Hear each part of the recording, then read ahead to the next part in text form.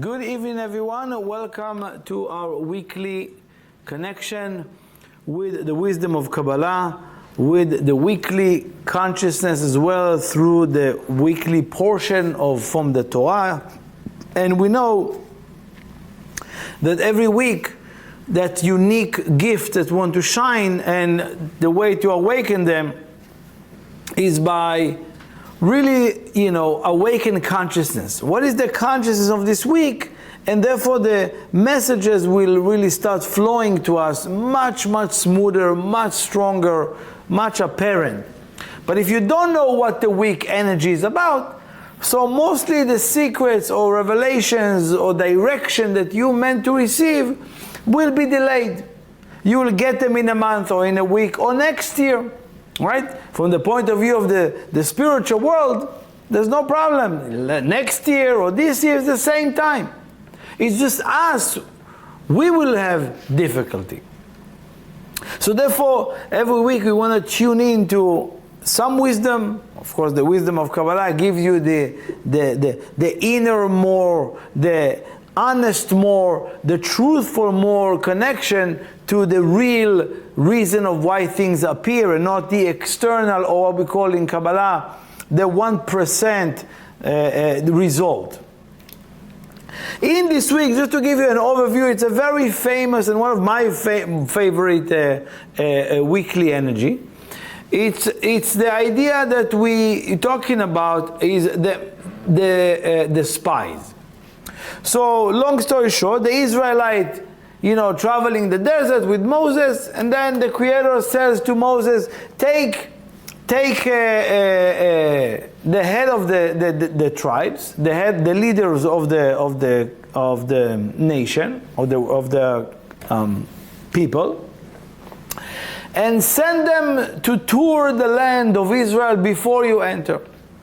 Check over there, is the land is good or is strong, is it too soft, is there a tree or no tree, and many other codes of asking them to go and do that. They went in, they came back from Israel with a very bad report, and all what they want to do is kill Moses. He brought us here to die. The story continued. They eventually died in a plague and many other things that happen in this parasha. But the majority of this energy reside within that idea of the spies. The word that they're using in the Torah, it says God spoke to Moses and tell him, Shlach lecha anashim latur et eretz Canaan. Send to you people to tour the land. First of all, they called them the spies, right? But when you read the story literally, it says they went to tour like a tourist. They went to tour the land. They went to tour the land, they came back as a spy. Every year we're speaking about that, and it's a beautiful, it cannot get old, right? So first of all, there's different questions we want to ask.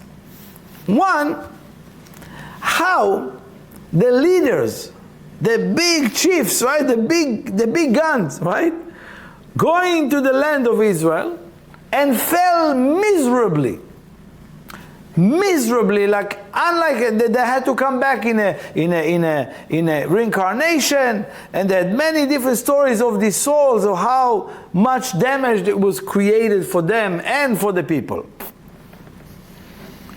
to the extent that because of what that happened, it prolonged and delayed their entering to Israel. So how did they fall? More than that, it says actually that the Creator, right, tested them, meaning he almost failed them from succeeding. Now again, let me explain before we jump into to the conclusion of that. How can the Creator, make them fall? Why? Why first? First of all, if you see, up until now, they are in the desert. In the desert, there's not much choices, right? If Moses and them doing spiritual work is like, I don't have a choice, what else should I do? It's a desert, it's empty, there's nothing. I don't have anything to be busy with. So I'm just going to do my spiritual work. So it's almost like that they did spiritual work, or they become spiritual, almost like as a, I don't want to say robotic or automatic or as a default, because there was nothing else.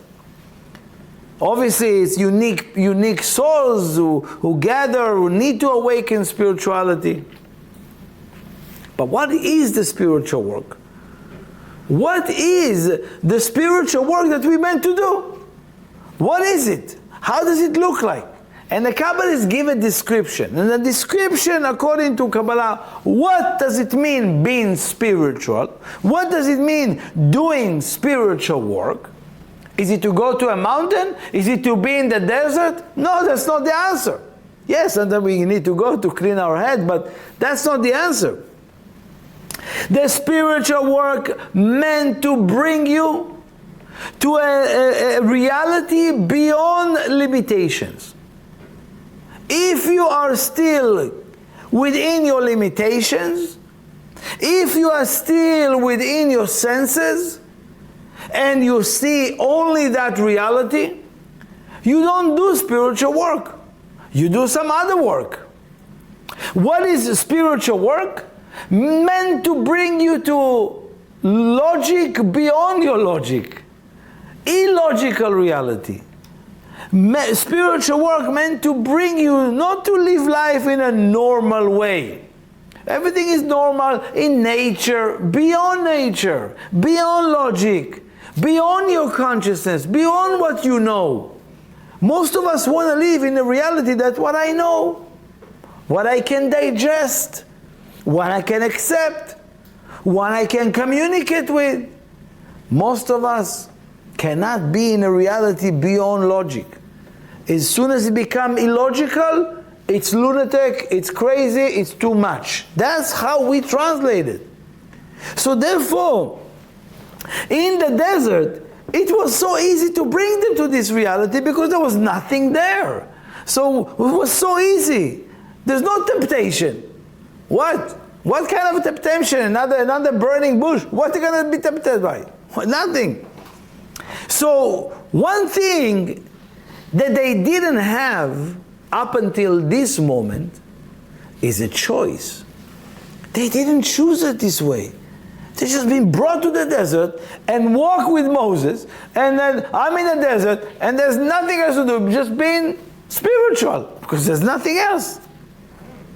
They had to come to that level that when they go to the land of Israel, the temptation will be so hard. The resistance will be almost impossible. I will see something, and how can I remove my logic? No, it's not happening. I'll see something bad, and how can my logic can tell me, no, it's good, I know it's good. That's spiritual work. Most of us, what we see, that's what it is. And of course, it's the hardest thing to do is to be spiritual with everything around us. That's the hardest part. And that is why they fail. Because they never really understood that to do the spiritual work is to choose to be spiritual with all the temptation around me. That is the gift. That is when you need to receive this week. I want this week the strength I'm asking this week, the support, the universal support to really understand, to choose my spiritual work, to choose a reality beyond logic, and to, of course, to get the energy, to the support, not to fall to those temptations, and slowly trickling down, slippery slope into complete disconnect. That's the first idea of, you see those people, you have to understand, a lot of us can go to the mountain and feel spiritual. God tells you, I'm down here. I'm going to wait for you here, down here with the people.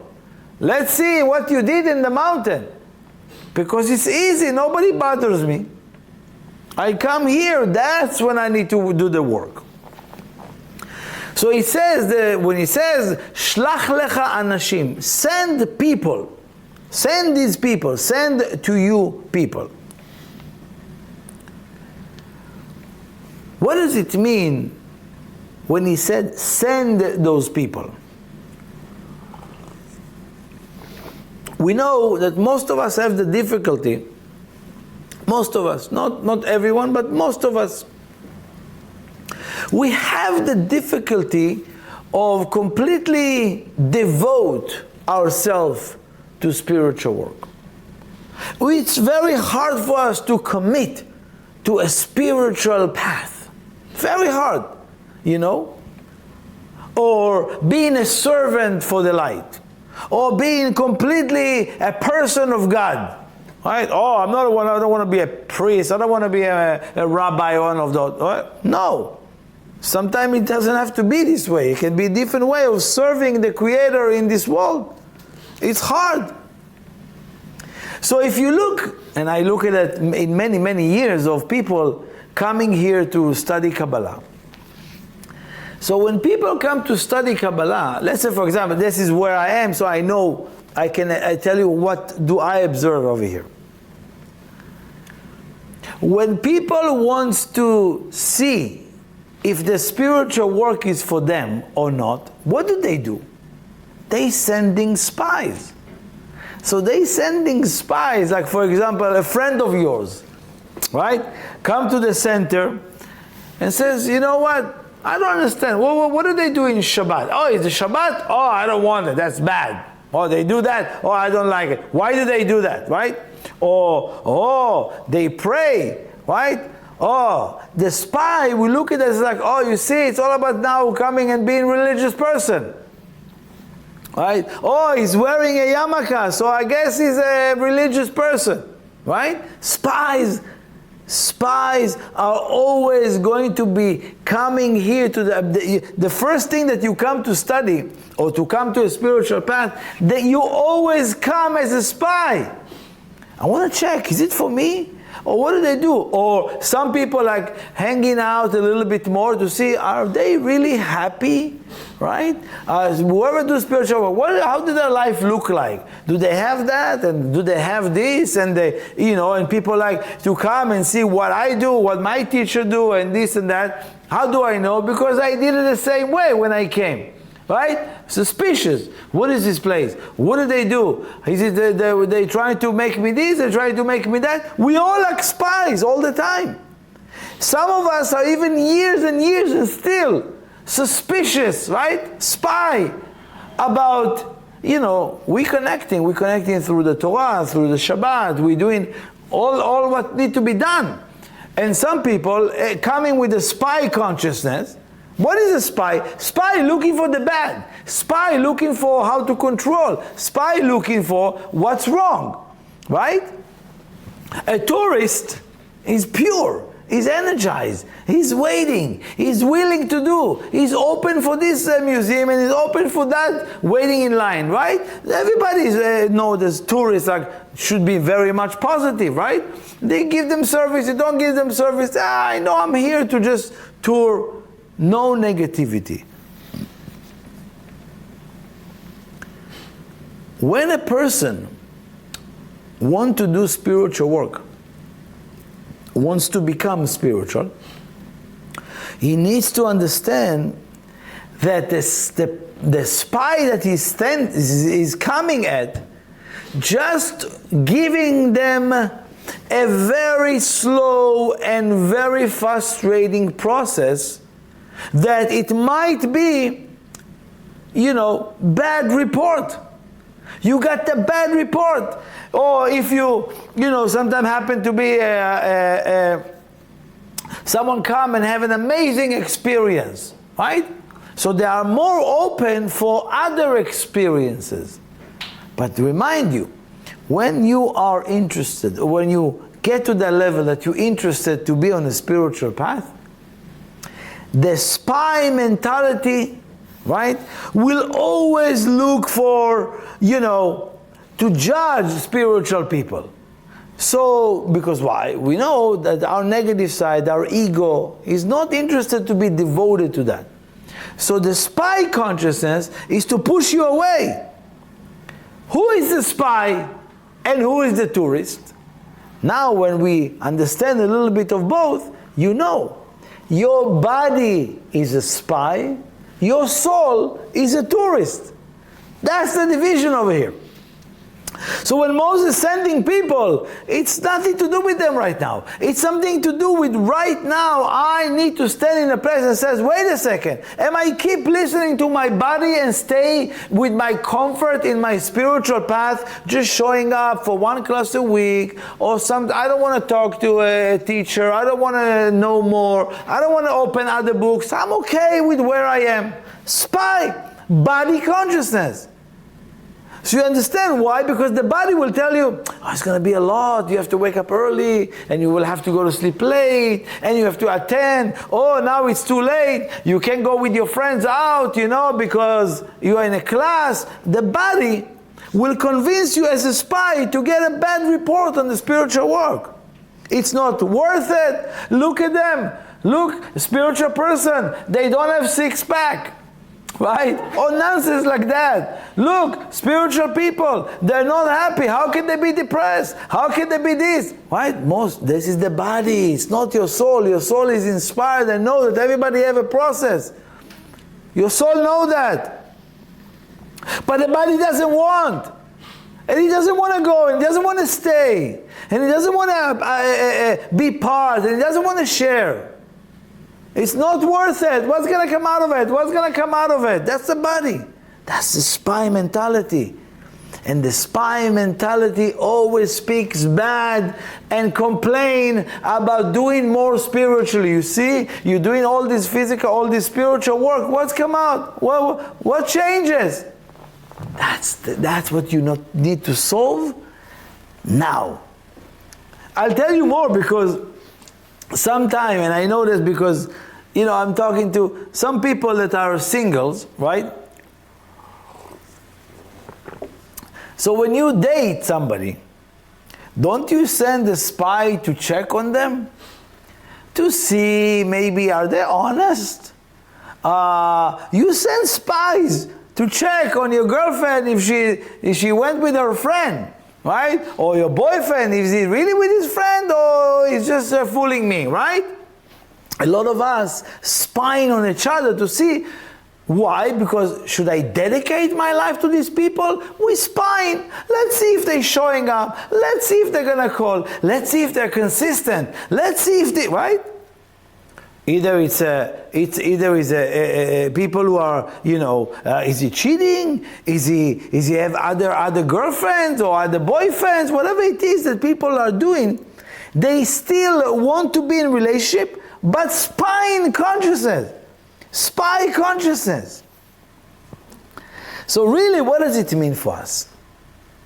It all comes down for us to ask this question: where are you coming from? What is your consciousness, right? Are you coming as a tourist from your soul, from purity, from desire to completely remove the logic and being in an illogical place? Absolute certainty? Or a spy, doubting and fearing and manipulating and comfort and see the bad and complaining? That's what you need to make it complete, distinguish this week. Sit with yourself today and ask yourself, what am I looking for? To just stay connected to my body, or I'm looking for a connection to my soul? Am I looking to be in a reality of logic or beyond logic? This is the question, just the questions. Do I want to live in the tree of life? Or I want to live in the tree of knowledge, good and bad? Every day, maybe good, maybe bad. Whatever is good, I'm not sure it's so good, it will stay. And the bad that I have, maybe will stay, maybe not. All kind of reasons. that people are living by. So you have to make that decision. That's why when he sent them to the land of Israel, tell them, Hayesh ba'etz im ayin, which means, is there a tree of life? Is the tree, you see the tree of life over there? And that's what you're going to be asked. Are you going to exist in a reality of good and bad, and not true that the bad is actually bad, the bad actually become good, and the good become bad? So confusing. As opposed to live in a reality of tree of life. Beyond that. Beyond my knowledge. Beyond my belief. But I believe. You know, most of us is the belief that we have. Why we are not talking a lot about belief? Believe in God. We're not talking about why, because think about it. My belief. Always, your belief is already limited. Already limited. If your belief is not beyond logic, it's still limited and it's still small. So it doesn't plug you to that level, because your belief will be challenged in no time. You will be triggered to see, are you believing? Do you believe? Oh, then you're going to see that person with another client, and you say, oh, now I don't believe. All of a sudden, your belief will be challenged. That's why we want to live in a reality beyond belief. That's the idea. And then what is the work? Now listen to beautiful code. Shlach lecha anashim. Shlach is sending. This week, the real work that we need to do, or that we want to do, to get to all what we speak in here, to decipher, to see in what reality do I want to reside, is to achieve the level of whisper. The whisper. Because the Creator is only in a whisper. He whispers to you. Your soul is quiet. He doesn't have noise. He doesn't scream like me right now in the class, right? Your soul is quiet. Lachash. If you flip the letter shlach, you flip the letter, you get lachash. Meaning the Creator speaks to you. Lochesh lecha. He's whispering to you. Don't listen to the noise of the body. You want to be in a reality beyond logic, you need to silence a little bit more. You need to silence these voices. That's where I can hear the Creator. Not in the noise. This physical world, the body conscious is a noise. So, shlach lecha is lochesh lecha. I'm whispering to you. I'm giving you. Don't forget, you're going to go to Israel. He tells them. He tells the people. Don't forget, you go there. You have to beg to see beyond logic. That's when the Creator will speak to you. You're going to hear Him. In a whisper, He's going to show it to you. Don't fall to the... What did they go back? And they says, oh, we were like crickets. We were small. There was giants. And Nephilim, Va'anakim. And there were giants that took over the land. And that's what they saw. Noise and giants. And everything is too big for us. And we saw ourselves as a cricket. Right? Noisy, right? When you go as a spy, when you fall into a reality of spy, a spy doesn't hear lachash. What does he hear? Flip the letters again, you get the word chalash, chulsha, weakness. They fall to become so weak. They have become powerless against that body consciousness. That's when you enter into the reality of spy. You subject to weakness. You don't get the strength. You don't get the awakening to do the spiritual work. So this is between you and your spiritual work. Has to be a really clear distinguish between what's my body that is spying and doesn't let me do anything, and looking for every comfort, and looking for every evil tongue to speak, and looking for any complaint, and push me further away. Or I'm going to tell my body, quiet down. I'm in charge. My soul, I'm the tourist here.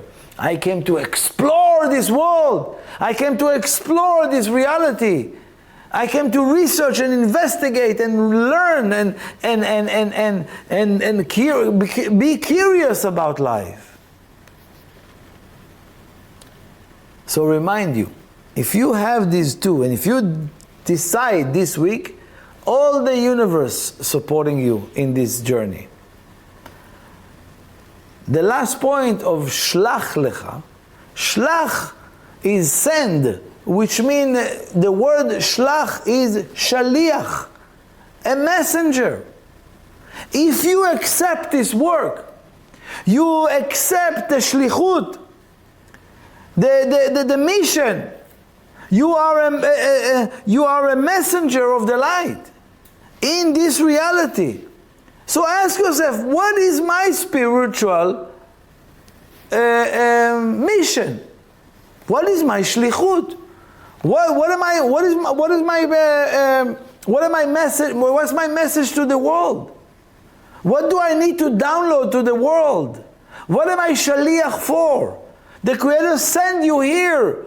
You have a sender, and the sender sent you here with specific envelope, specific package to deliver.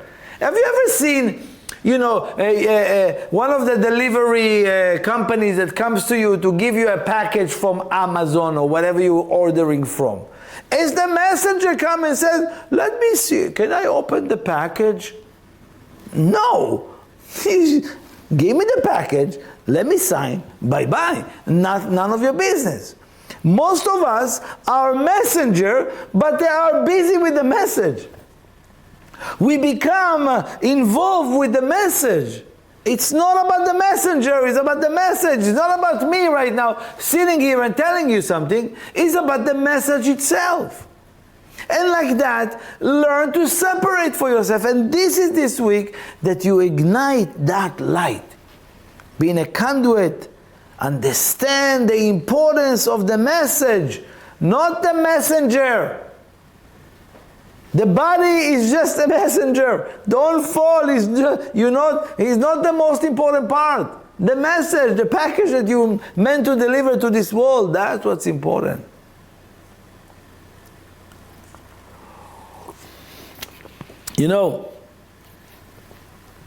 The way to deal with that is from today, any contradiction that you experience, it's an opportunity to fall into a spy or to activate the tourist energy, your soul. That's what the Torah is about.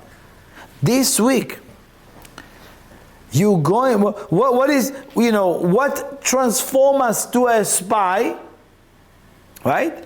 The opposition. I thought I came and I thought I'm going to experience, like when you go to a nice, you're a tourist in the new, let's say you come to New York to be a tourist over here. I'm looking forward all my life, I wanted to be, to visit New York, and you're coming here and they give you a hard time. Right?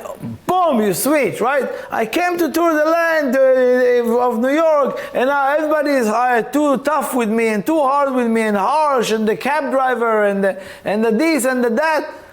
I see completely opposite experience, right? The opposition itself might put you in a position to be a spy, and not that you forget about the tourism. I'm just dealing with hotels and problems.